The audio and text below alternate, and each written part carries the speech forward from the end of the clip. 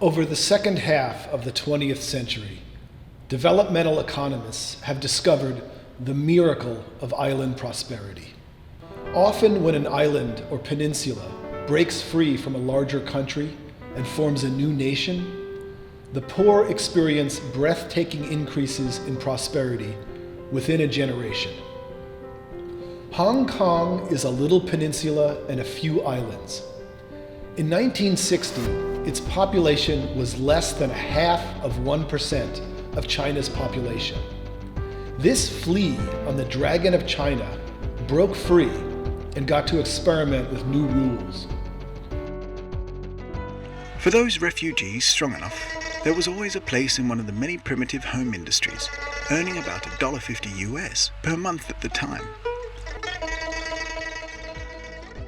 Between 1961 and 1997, Hong Kong's GDP grew 180 times. Today, Hong Kong has one of the highest GDPs per person in the world. It has one of the highest life expectancies in the world. It has the most skyscrapers in the world.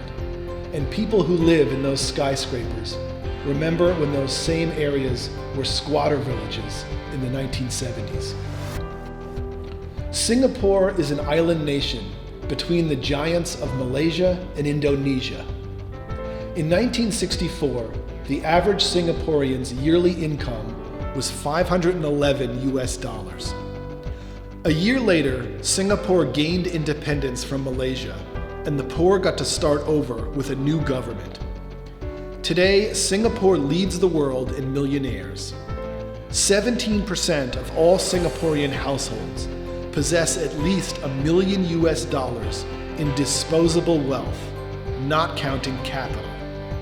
In Singapore, the 1% are the 17%. Let's look at an African example. In 1975, 140 million Africans lived below the poverty line. By the year 2000, 360 million. Meanwhile, Mauritius, a tiny island off the coast of Africa, gained independence from England. In 1975, roughly 40% of Mauritian households were living in poverty. By 2010, it was less than 2%. As of 2011, 87% of Mauritians own their own homes. In Mauritius, teenagers who stooped and cut sugar cane in the sun are today wearing tailored suits and hosting meetings with bankers visiting from India. It seems every time a new island nation hits restart with new rules based on modern knowledge, the poor create their own wealth at breathtaking rates, often putting their kids straight into the professional class. Michael Strong, an education entrepreneur, has been calling the world's attention to the phenomenon of hypergrowth as the best means to end poverty. One of the arguments I make in Senegal, and I'm talking to some people in Senegal about these options, is what if Senegal could become wealthier than France in 30 to 40 years? Senegal is a former French colony. Most Senegalese resent or almost hate the French. I point out that Hong Kong and Singapore used to be British colonies, and now they're both wealthier on a GDP per capita basis than Britain. I can tell this to any Senegalese, their eyes open up and they say, yeah, how do we do it? Where do I sign? The ocean has always been the source of economic power. Mega cities spring up near the coasts because the ocean is the global superhighway of goods.